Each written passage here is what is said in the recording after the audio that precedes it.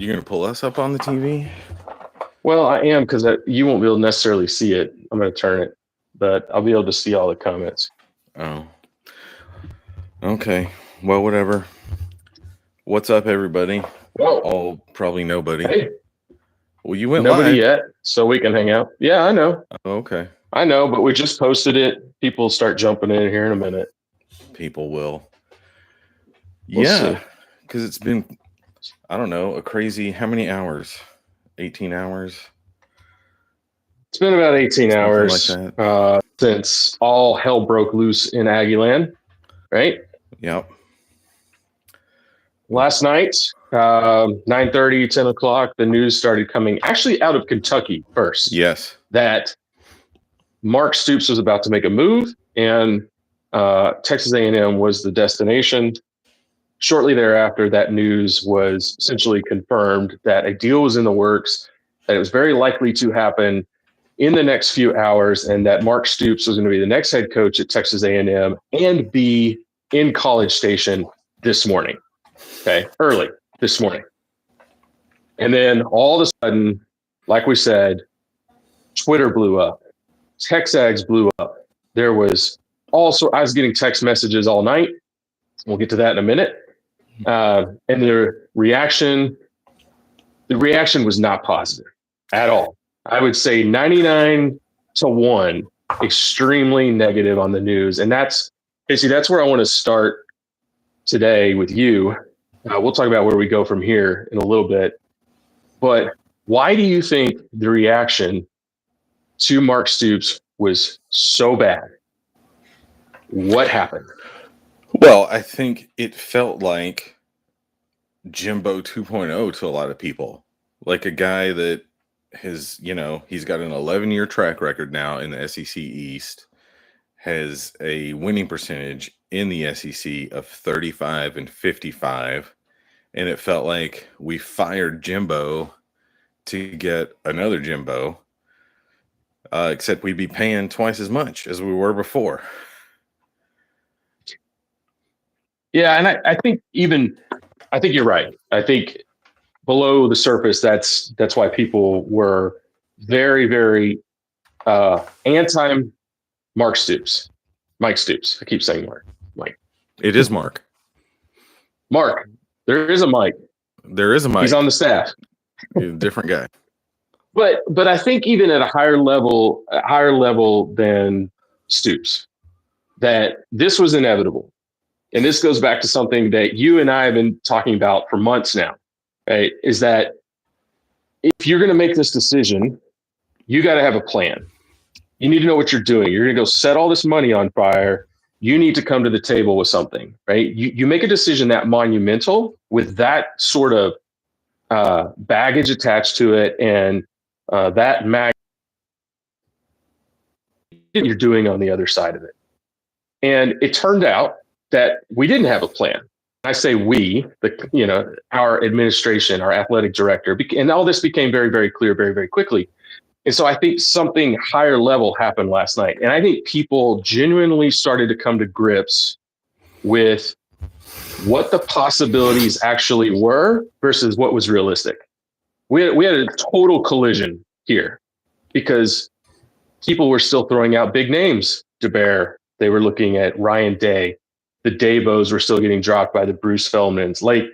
And even people who had started to work down that list with their expectations, they were still grabbing onto some pretty unlofty names.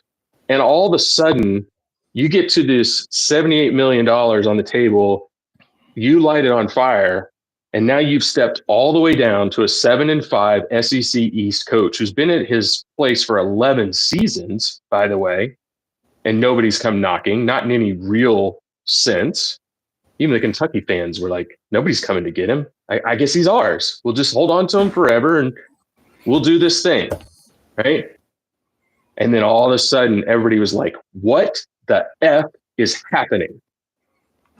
Because all of a sudden they were hit with reality. Reality. And it was ugly. It was ugly. And, it should be, although You shouldn't be getting hit with it just now. I don't know. I mean, maybe if you'd listen to, I don't know, a channel like this one and Some two actually dudes listen just to hanging us, out in their just back hang, bedrooms in their garage. then maybe you would have expected this. I don't know. Yeah, I'm just throwing that out there. Maybe so. Yeah, and I think, I think people, we're obviously taking it in the shorts nationally. There's all of the media is starting to try to play both sides of this thing. They're trying to tell us that our expectations are completely out of whack, which at the same time, trust us, the tweets were all queued up. Okay. If Stoops had been named the head coach, the next tweet you're going to hear from the Barrett Sallees and The the Ari Ari Wassermans, Westermans and Bruce all these Feldman, guys, all of them. they would have been laughing at us for paying essentially almost $20 million, okay, a year to get Stoops. Okay, trust us, that would have 1,000% been the talking point. So we would have heard 19 million a year, and we would have heard 35 and 55 over and over and over again. And now the same people are laughing at us, telling us, "Why do you think Stoops is too good for you, or not good enough for you?" Yeah, and you made a really good point that, hey, just don't bother listening to all of these guys or paying any attention to them. Why? Because they don't have A&M's best interest at heart. They don't care. They don't care about A&M. And yeah, I made that point today, but really, I've been making that point from the moment we started doing this podcast. I've been trying to tell people that for 6 years.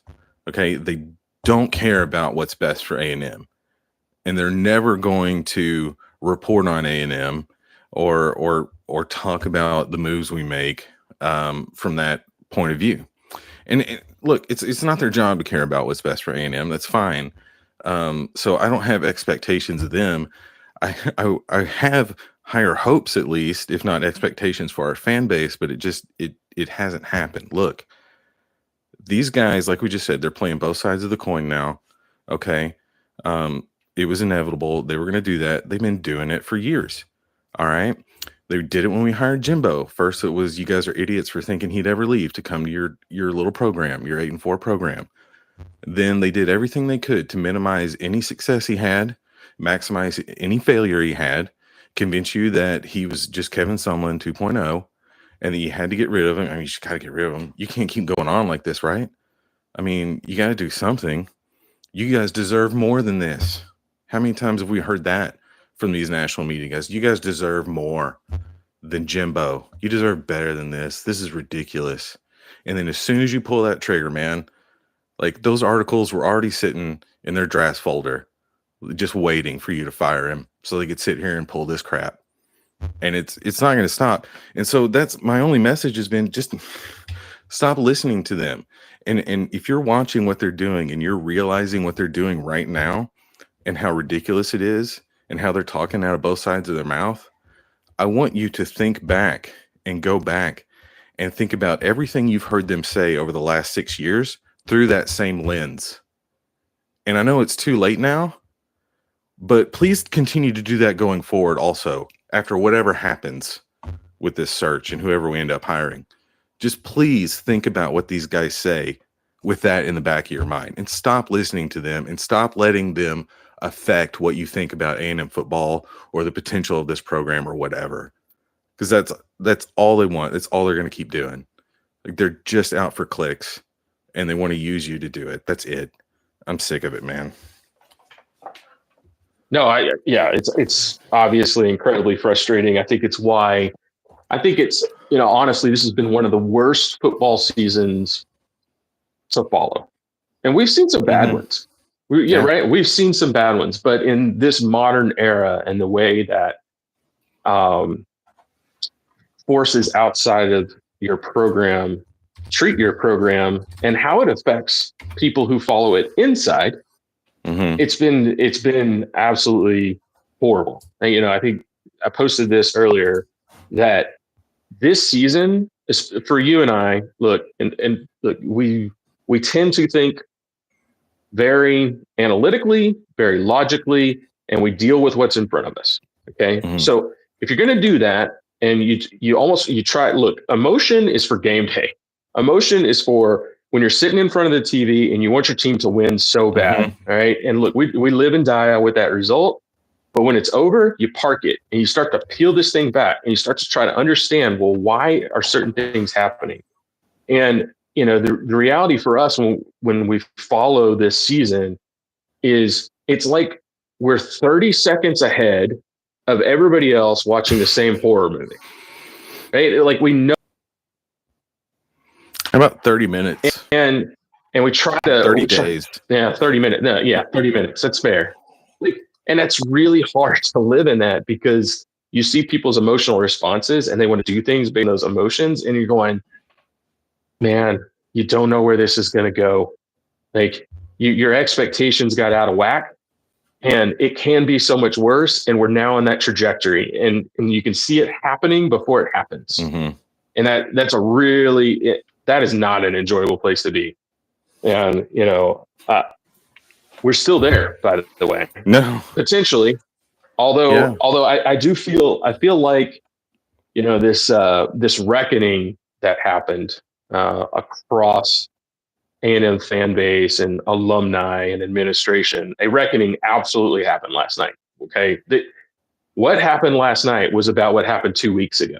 It really is, because you did something, you did it without a plan, which is unconscionable, right? And which nobody wanted to believe, right? And we were told to calm down when we pointed that out. And I hope it's obvious to all of you now that there was absolutely no plan in place. There was no plan. We're going to spend less money. We're going to do this thing with less resources for the next guy. And by the way, your expectations shouldn't change. Shouldn't change as far as what the ultimate goals are of the program. BS. That was all just a big pack of BS. Okay. And, people didn't see it for what it was. And last night they did. They saw it. Right. It was about to get on a plane and fly to College Station and get off and wave to everybody, wave to all the players as they get in their cars and enter the transfer portal. Right. Make no mistake about it. The reaction inside the locker room was not good. Not good at all.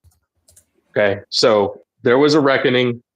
And it's why I think we've been so down the last couple of weeks, because what we did not think would happen happened. And the repercussions of that were going to be a terrible list. It was going to be a terrible list of realistic hits. Okay. And look, these are horrible, but they're not the type of football coaches that are going to get A&M to where we believe we should go and where we've invested to go. So what do we do now? Where are we left? What are you know, look, I know there's rumors out there. Billy Lucci's doing his best to keep everybody informed and be realistic and be accurate. What do you think ultimately happens here? We seem to be steaming towards MIKE ELKO. That's my feeling. But I'm hopeful that whoever, led this reckoning that we think happened last night, whoever that is, I hope has wrestled the reins away from Ross Bjork and is now like, wait, let's take a step back. Let's reassess. And that's, I don't know where it goes from there, but I just hope that they're, I don't know, thinking a little more ambitiously, or at least like, well, if you were willing to do this to get Mark Stoops, then why aren't we thinking a little bit bigger, or not even bigger? I don't know. I just, I think Bjork had this really bizarre set of arbitrary requirements that he thought he was going to go to, right? Like they've been adamant, we're not going after any coordinators. It's got to be by this certain date. It can't be more than X dollars or whatever. And I think we're hamstringing ourselves, but whatever. I don't know. Go ahead. No, look, I think what we're hearing. Mike Elko or Elijah Robinson. Robinson. And you may sit back and go, well, how is that any better than Stoops? We could probably spend 15 to 20 minutes debating that, whether it's better or not, better or worse. I could probably make an argument either way. I think Stoops has a better resume. He certainly has more experience, and he's got an experience in this league as a head coach, running a program, but some would argue not all that well. And then some would argue, but way above where Kentucky was historically. I'm not going to go down that path because I don't think that's relevant. I don't think it's relevant. And the dude's been there 11 years. And look, Mike has only been at Duke now. This is his second season. They took a big step back this year. Make no mistake, they took a big step back. And you can say, well, they lost their starting quarterback. So what? Oh, wow. So what? Right? Well, Elijah Robinson has never been a head coach. Okay. Yeah. You're not going to find, I don't think you're going to find us really advocating for Elijah Robinson to be named like the permanent head coach here. I think there's an there, but I don't think you have to do that. But I think the reality is that Stoops took the bullet for resetting the expectations one way or another. It's not whether he was better or Mike's better and Elijah, the combination of Mike and Elijah on the same staff and maybe keeping Patrino and maybe keeping Durkin, which nobody's going to want, even though we now have like a top 15 defense in the country. Is that better than Stoops? It doesn't really matter. He took the bullet.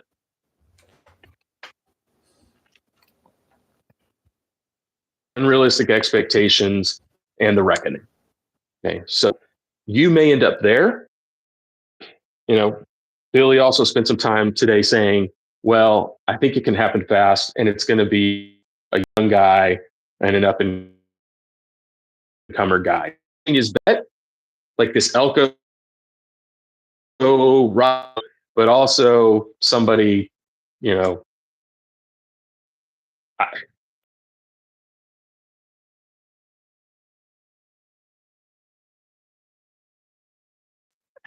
he is, but I don't, that didn't feel like what he was saying, towards the end. And I just felt like it was almost, he's hearing a couple of things, right? And, Billy hears all sorts of things, far more than he tells us about, for sure. Right. And then when it starts to get close, he's going to, hey, it's getting close.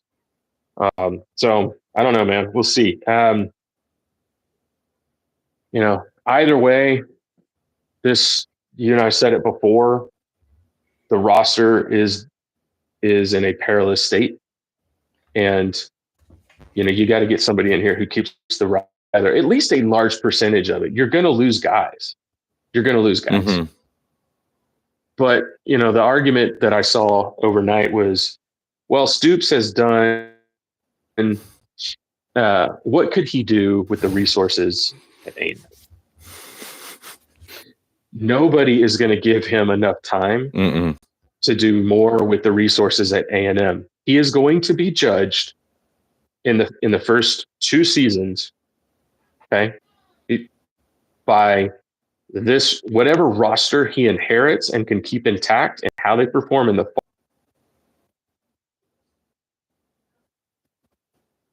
Hot that seat is in year 2. If it's good, he's gone. Right? Like I say that, but what kind of contract were they going to give a man making $9 million a year at Kentucky? What? That's a really good question. I don't know, because his was fully guaranteed for the next, I think, like 5 years or something. He was going to get another, he had like a 40-something million buyout if they fired him. So, I don't know. Well, and you say whatever roster he's able to cobble together.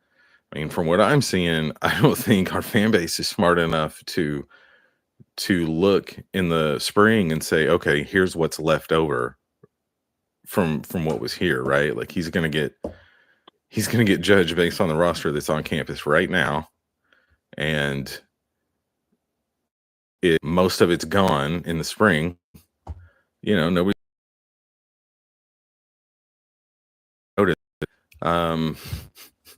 When we've been trying to tell you guys for months that that's delusional, that most of the hires that are being talked about are we're going to gut this program. But, and look, Yeah.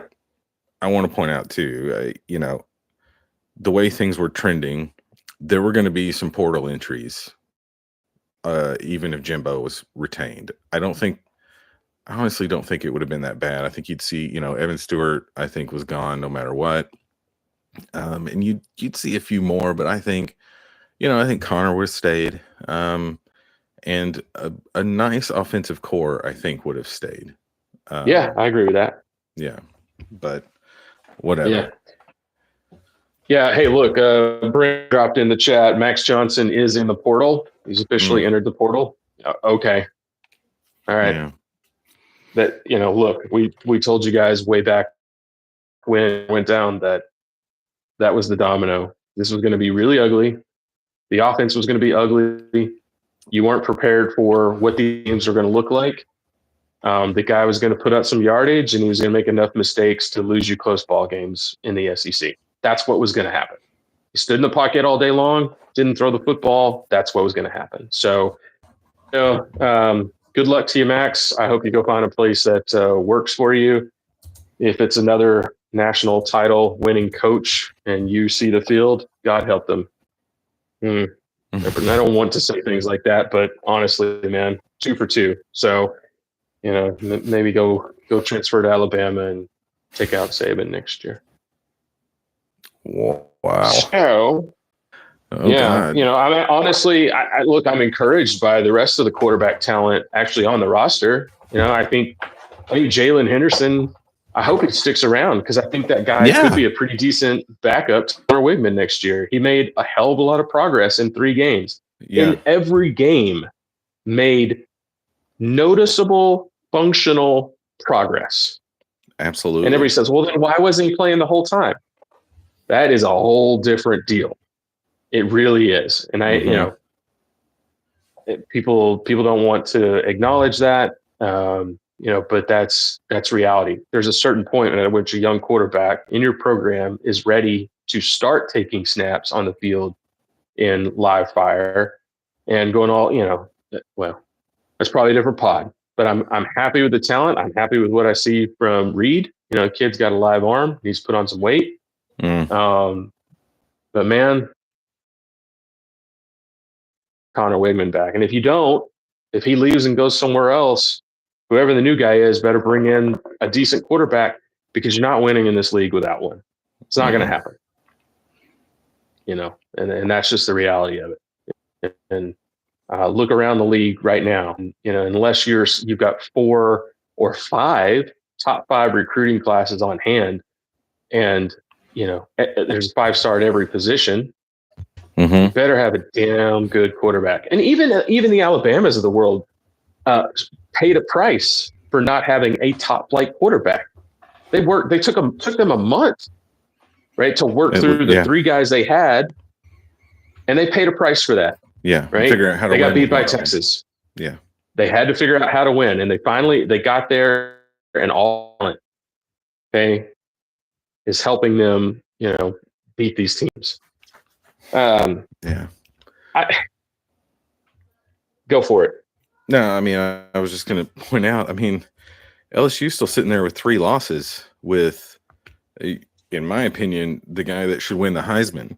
So, yes, I mean, quarterback, it's so important in this league, and nobody wants to hear it, but elite quarterback play, that's the difference between losing 4 or 5 games in the SEC West and only losing 1 or 2. And then sometimes even that's not enough, you know? I mean, well, talk about Kiffin or Jackson Dart, whatever. But anyway, that's the point. And you know, when So that guy goes down, your you're expectations going to have struggle. to change. Yeah. And and too many people around the program, and hearing all the noise from outside, their expectations didn't change. In fact, from outside the program, even though they knew what the expectation should be, they just kept poking, and and beating us up over it, knowing full well, show me the team in the SEC that's winning with a backup quarterback in the modern transfer portal era. It's just not happening. Okay. And they knew that, but it didn't matter. Doesn't matter with the narrative. And so people around here just got so tired of hearing that. And, it's funny because we ran a poll shortly after the candidate pool started to come into focus. And, it's kind of is it these guys, or would you just rather have Jimbo and your $78 million back? Right. And it was about 50-50. Yeah. It was about 50% of all the people, and we had several hundred, right? Like it was around there. Yeah. Aggieland was sort of split. Like, oh, maybe we shouldn't have done this. If this is what we're going to get, maybe we shouldn't have done that. So at least there was in the back of people's minds, like now there was enough doubt that, this isn't what I signed up for mentally. They also didn't believe that that's what we were going to get, Well, that's true. That's true. It's like run the poll again now that we know that we were right, that like there was no plan in place and that, this big swing we're going to happen. We're going to run that poll again. We're going to do it this afternoon and really see how people feel about it and see what the change is. Because I do imagine it would be quite a bit different. And, it's funny. I talk to people all the time outside, and you've probably done the same, but I talk to people that, they all want to talk about it. I don't want to talk about it, but they come out and they go, well, who's A&M going to get to replace Jimbo? $78 million. And I go, yeah, $78 million. But here's the deal. Guess what? We have no idea who we're going to get because we didn't have a plan. And they go, what? There's no plan. Well, what do you mean there's no plan? If you're going to let him go in November and you're going to pay that kind of money, I just assumed they had a guy. No, didn't have a guy. Well, then why did you do it? I didn't do it.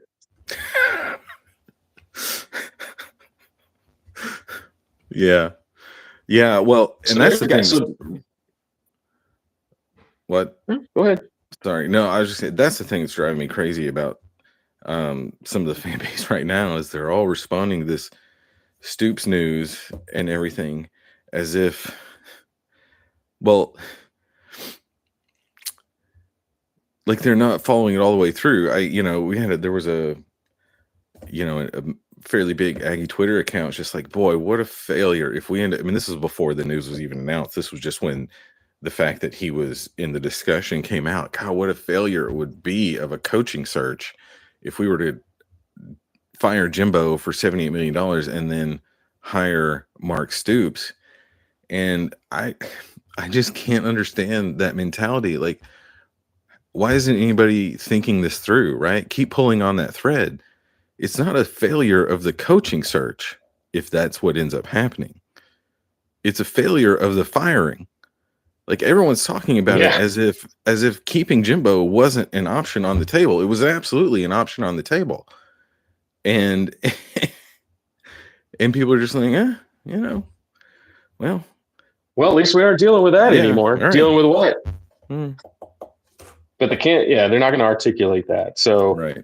I'm trying to figure this out because you've got Brent Zinnerman basically saying Mike Elko is going to replace Jimbo Fisher, running with it in the Houston Chronicle. So, it looks like that article has gone in and out over the last 10 minutes. I think we started this off kind of saying, that's probably where this was headed. There was some outside opportunities for some other candidates, but congrats, Mike. If it's you, welcome back to Aggieland.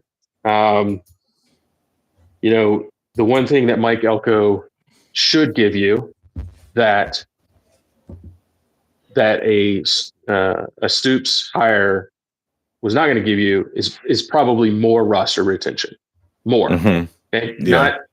Not roster retention, just more. Yeah. You were about to lose all of it. Okay, Yeah. at least these guys on this roster, they know who he is. A lot of them know him. He was in the room, right? Yeah. He was on campus when they were being recruited. Those relationships are intact. And Elijah Robinson may be sitting there going, guys, Yeah. I love Mike. I love Mike. That's a huge component of this when you're talking about at least retaining the defensive guys, is that yes, I think Mike will certainly retain Elijah, probably promote him in some fashion so that he has a bigger role. And it should be clear to everyone now, if it wasn't already, over the last 24 hours, the players love Elijah Robinson. And so if Elijah is sitting there saying, guys, he's the real deal. I love that guy. Come, stay here with me and let's go. I think that message is going to work quite a bit, at least on the defensive side. Well, and I think that momentum within the locker room can carry over with some of the guys who are on the offensive side of the ball. What happens with a Patrino overall, and that first meeting between an Elko and a Connor Wigman is going to carry a lot of weight. Like, here's the plan. Okay, we're going to turn you loose, and look, Patrino may have tricks up his sleeve. We saw some new stuff on Saturday. Not a lot, but we saw enough to where it may be alluring to that kid to stick around, especially with some of the younger parts. Some of the guys that just got here, like the Walkers of the world. I don't see that guy getting up and walking out the door. He just got rolling here. He may really like it and love it. So there's an opportunity. I think far more opportunity than what we were looking at as of 10:30 last night. And so if there is an upside here, it's familiarity and it's continuity. Now, again, you and I have talked about this before. Like, is Mike Elko going to deliver a national title to College Station? I don't think so. I just don't. I don't either. I don't think so at all. I don't think he's the long-term guy here. And, we're in a situation where we need to be realistic that in this hiring, we're not getting the long-term guy. So, okay, well then what can you do? How do you cobble enough together? How do you keep enough in place that this thing doesn't go to the cellar? Because it could have, and it still can. Right? Like, the bottom just got deeper. Make no mistake about it. Okay, because I honestly believe 7-5 in the SEC West, down to your third string quarterback. That's kind of the floor, guys, for what type of roster we had and the coach that we had. You say, well, it was 6-6.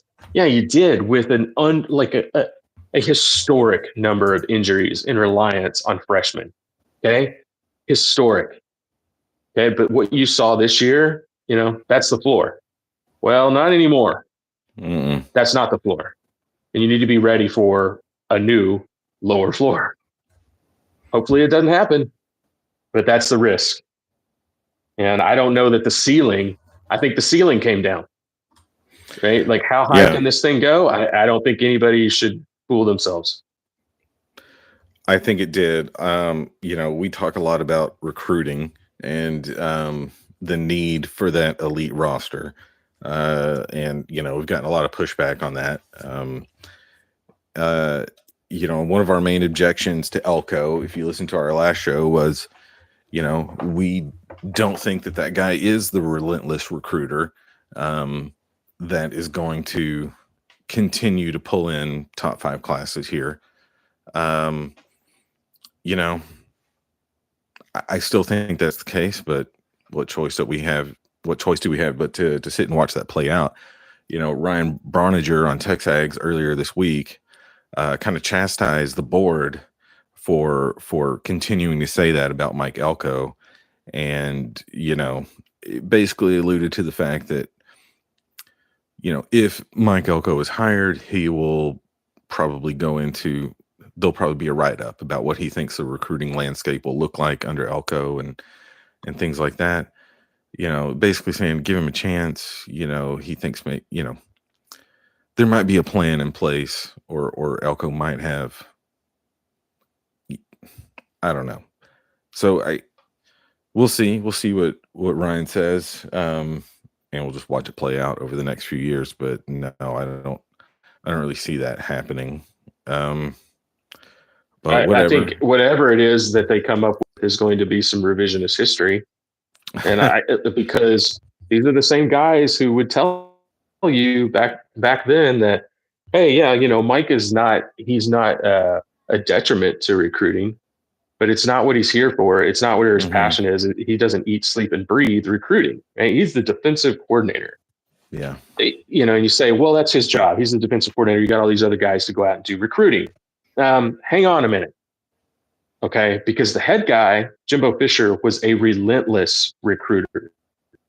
When the guy woke up every morning, he was trying to win better talent to A&M. Okay. And the results of that passion and that, intensity were very evident on the recruiting trail. Mm-hmm. And you better hope that a Mike Elko can come in here and build an apparatus, or the athletic department's willing to build it around him to get that job done. But that is a huge risk, because we've said it a million times. If you're not recruiting top 5 talent, then your attitude and your expectations, again, the ceiling, it comes down. Right? It comes down several notches. You're not winning any big around here without going head to head with Alabama, LSU, and now Texas, and Oklahoma, and Auburn, and Tennessee, and Florida, and Georgia for the top talent in this conference. Not going to do it. And you'll find yourself in the bottom third of this thing so damn fast. And so there has to be a solution there. Has to be. And we've seen no indication, and whatever write-up is coming, that Mike is somebody other than who we think he is. I guess we'll sit around and find out if he's truly the guy. And I haven't seen anything official other than what Brent's reporting. Right. Well, and on the point of building an apparatus, the athletic department is now $78 million in the hole when it comes to trying to build that apparatus. So what is this? There it is. So here we go. Confirmation from Lucci. Yes, we are. Two different tweets from Billy Lucci. Right. This is on Twitter. After a wild 24 hours, A&M set to hire Mike Elko as the next head coach. Decision on A&M's side was made late last night, with conversations with Elko taking place throughout Sunday. For those wondering, the decision to move on Elko was made late last night, with the AD and board in agreement and lockstep. Press conference expected on Monday. Okay, so they cleaned up their doo-doo last night. Okay, and they went to work on getting something ironed out with the guy today. Okay, fine. Right. It's just fine. We hired fine. We're gonna get fine, man. And God, I've seen so much. Was it a string on Twitter the other day? It made me so mad. He's so mad for him to be like, we've got to stop thinking about titles. Like, literally said it. We got to stop thinking about that. We got to think about getting to 9 wins first and the occasional 10-2, like, before we can start thinking about titles.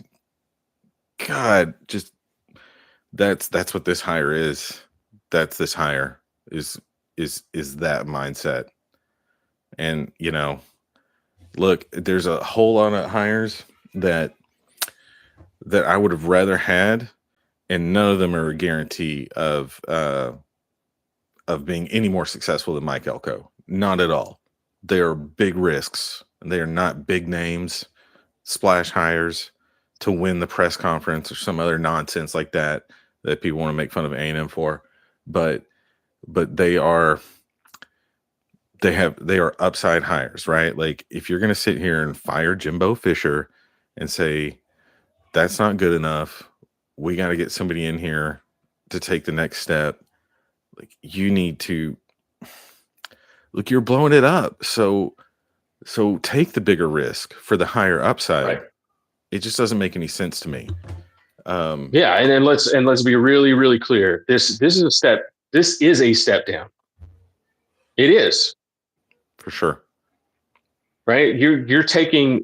We said in the previous podcast that when you went out and you spent the money to get Jimbo Fisher, you were taking a 1 in 5 shot, taking a 1 in 5 shot at getting the guy, right? And look, did it work out ultimately the way we wanted it to? No, but let's not act like that 1 in 5 shot didn't actually get us really, really close, really close. Right? One spot away from being in the tournament, and we should have been in there. And everybody in retrospect knows that we should have been in there. And we followed that up with the type of elite talent that you got to have to get there again. And yeah, some things went really, really sideways. But make no mistake, right? Now you're taking a 1 in 99 shot. Okay. 1 in 99. Okay. Maybe it works out, but it's likely not going to. And everybody needs to be ready for that. And they need to be fair to Mike too. Right. And maybe Mike's not got to hold up his hand and say, hey guys, hope your expectations are in line with where they should be. But God dang it, people. I'll tell you right now, we did not hire the next Nick Saban. We did not hire the next Urban Meyer, Kirby Smart, Urban Meyer. We didn't hire the next Ryan Day. We didn't hire the next Jim Harbaugh. We didn't hire look, I don't know. So everybody just better recalibrate. Yeah. Right? Recalibrate. At some point, I don't know if now's the time or not, but at some point we have to get into what it took to sign that 2022 class, because there's a lot of delusion out there among the fan base about what led to that.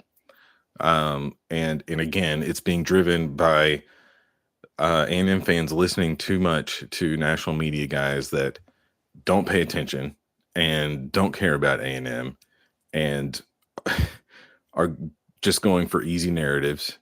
And the fan base has bought into it, and they're convinced that we're going to NIL our way to whatever talent we want.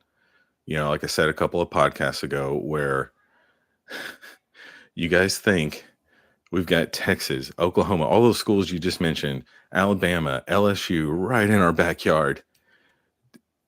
Some of the best there's ever been at paying players, right? They've been doing it for decades. They're real, real good at it, and they have a lot of money too. And now all of a sudden, A&M's just going to be better than them at it. Like, it just win all these guys. It's just crazy. But whatever. It is crazy, and you're going to see how crazy it is really fast. Right? You're going to see some guys walk out that door, and you're going to go, holy crap, they just walked out because somebody paid them twice the amount of money. And they're gone. Okay. And you got to figure out how to replace them. So get ready. I mean, that's going to happen. And like we said, I mean, we're already starting to see some of the defensive players on the roster now respond on Twitter positively to hearing that Mike Elko is going to be back. Just like we said, hey, Mike gives you a better chance to protect the roster than Stoops did on the defensive side of the ball and possibly on the offensive side of the ball. There's key pieces we got to attract. So, look, that maybe, that's an early positive sign, but long term, we are now swimming in as deep a waters as we have ever swam in, and we have decided to do it. I don't know what's the right way to put it. We're not in shape. We're not ready for these kind of waters, at least from an experience and a result standpoint. So, we'll see what happens. Do you think, here's a question for you, Casey, and I know we've got some people joining and kind of popping in and out, but you think Ross Bjork holds on to his job? Do you think he's the athletic director in 2024? Sometimes these things take a little bit of time, but what do you think? No, I don't think so. Yeah, I think, was it Lucci said there's, alignment last night on all of this, and I think that is that's one way of putting it. Yeah, that's one way of putting it. I think consensus happens a lot when some of the contrary voices realize they don't have any other choice, right? So no, I think his fate was sealed. I think everyone was like, wait a minute, you did this for that? And yeah, I think he's done. But yeah, and look, I mean, he's sitting there in this, however they do this with the board of regents and whoever's got to do the final sign off last night. And make no mistake, they're all hitting F5 too, and they know what the backlash is, and it's not and it's not that the backlash was out of sync with their own thoughts. Most likely, they all had the exact same reaction. Like, wait, what? No, yeah, you're just go get Elko. If you're going to do this, just go get him. Hey, so that's probably how the conversation went, and they're all looking at this guy, going, "That's what you came up with, man. That's we fired Jimbo Fisher, and that was what you decided to present to us tonight. That ain't happening." Right? And this is now what's going to happen. That's not a future for your athletic director. So yeah, I don't know much longer. Maybe he gets it, but I here to see the first football game in Aggieland under the coach that he just supposedly hired. So yeah, what do we know we're getting with Mike Elko? Let's talk about it for a minute. Because I have watched a lot of Duke football this year, more than most. I have reason to watch Duke football. I have a kid who is there. Even though she doesn't go to football games, I keep up with the football program. So she's too busy studying. She's totally nerd. All right. But that's why she's at Duke to begin with. What Duke was doing on the football field under Mike was pretty much exactly what we saw here. While he was coaching at A&M, people seem to have some good old days syndrome with how the overall experience was under Mike. Mike was really, really good at in-game adjustments for his defense. It's almost like they went through the week with some base concept in mind. They weren't really scheming it up for that particular team that was coming in. And it's like, hey, well, let's wait and see what they're going to do. And then he was really good at attacking that. And so by usually by halftime, by the start of the third quarter, things were really ramp up on the defensive side of the ball. And still, I think through year 3, I think it's year 2. People were not happy around here. They just were not happy with the overall strength of the defense. And then in that third year, when you had a heavy upperclassman roster on defense, they shined. They were really good, really, really good. And he translated that into an opportunity to go to Duke. In watching them, they're very fundamentally sound on defense. They honestly, they were a little bit more aggressive than they were in his early days at A&M. I think because they had to be. I think, they were offensively challenged. I think that defense kind of had to make a statement. They had to come after them. They had to play downhill. They had to create some chaos. And so it's good to see them make that kind of an adjustment. But if you are not a fan in late game situations of the 3-man front, that's coming back.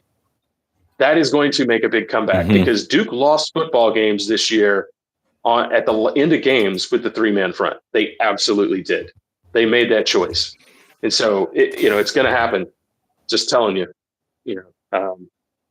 Durkin did it out of necessity last year. You saw far less of that this year. And even after that Miami game with the 4-man front, you went to a ton of multiple fronts, right? So changing it up, attacking from different angles, right? Taking advantage of the speed at linebacker and that experience level from guys like Edge Cooper. But man, I don't know. I do think they'll be good. They'll be good on defense no matter what. They'll, especially with the talent on campus, if he can keep it. Offensively, and they're just a mess at Duke because, they didn't, once they lost their quarterback, their senior quarterback against Notre Dame, I don't know what to make of anything going on. Not a senior? Has he been gone since Notre Dame? He got hurt on the last play of the Notre I Dame remember. game. I just thought he came back a couple weeks later. I think don't know. so. Every time I turn them on, I think they may even be down. Yeah, Okay. could be wrong. I just watched Sorry. the other night. Let me see. Did he come back? Did he come back? No, definitely not. Okay. So Whatever. yeah, The Brandon, question I came wouldn't up: what hate happened having. with Fish? Do you want to talk about Fish? You tell me what It happened would with appear him. that it would appear that Nothing. we never really seriously considered him, and I think that's a mistake. But whatever. In my opinion, when I'm looking at the up and coming guys, and I'm saying like who might be the next Urban Meyer, that's near the top of my list is Jed Fish in Arizona. Is he a guarantee? Absolutely not. But like I said, I've been saying for weeks, at least that would tell me that the administration is thinking about this in the right way. But we heard it from Lucci today multiple times, right? And we've heard it a few times this week. A lot of more with less talk. Talking about guys doing more with less. Like that does us any good. So whatever. No, but endorsing the approach. Mm-hmm. All right. Well, somebody show me where that has worked. You can't. No. You cannot show me where that has worked. And so we would be the first. And don't give me TCU. Please, for the love of God, do not give me TCU. Because that is not a serious conversation. It's not. And I've said this before, and I get some pretty strange looks from people. But when you go back to what I was saying earlier about String and his, we got to get to 9-3 and then maybe some 10-2, whatever, develop guys, whatever that means. Like I have no interest in a ride like TCU has been on the last 2 seasons. I'm not interested in making it to the college football playoff without a roster that has any prayer of winning it. Don't care. Yeah. It's not. I'm not looking for that. Like I'll take, what's been going on here over that, because I know at least we put together a roster that could win it. Whatever you think about Jimbo and his offense and stubbornness or whatever, you could sit here and hope that the talent overcomes his poor coaching, if you think that's the problem, right? And sometimes that has happened. That has actually happened in college football. This thing, like the ride TCU was on a couple seasons ago, that's not a real thing. Like they were never in it. So big deal. Yeah, it was a big time illusion, and if that's what you want to do and that's what you want to be, there's some other conferences that could go join. Mm-hmm. And that would be possible every 3 or 4 years, especially now. Jump up and yeah, especially now we could go do it that way. But we do play in the toughest division in football, and we signed up for that. Okay, knowing that you were going to have to build a top flight roster to win that division and get in a position to ball playoff. And even with that, the years where you're going to finish 3rd and 4th, even with that, because everybody else has it as well. Right. So, what do you want to be? What do you want to be? And what is the goal? Right? And so everybody out there that's been popping on and popping off, thanks for watching. What do you want to be? Because as of today, as of right now, Mike Elko is coming to town, and you're gonna have to come up with a different set of aspirations and a different idea of what success looks like than what you have had really since Kevin Sumlin left and Jimbo Fisher took over. You just have to live in that reality. We're going all the way back to where we started today. Reality versus expectations. And amongst the fan base. And, there's going to be a lot of energy, and there's going to be a lot of, this, and there's hope again.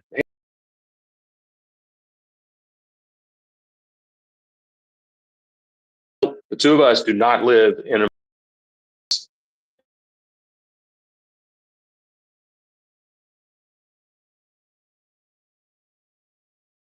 I'm telling you right now, is we reached the ceiling. I guess we'll find out. Dude, been at it for an hour. Let's just go read all the tweets and all the message boards, and maybe we'll come back later. Maybe we'll be back tonight. I don't know. Maybe. Sound good? Sounds good. Meltdown Aggs. See y'all later.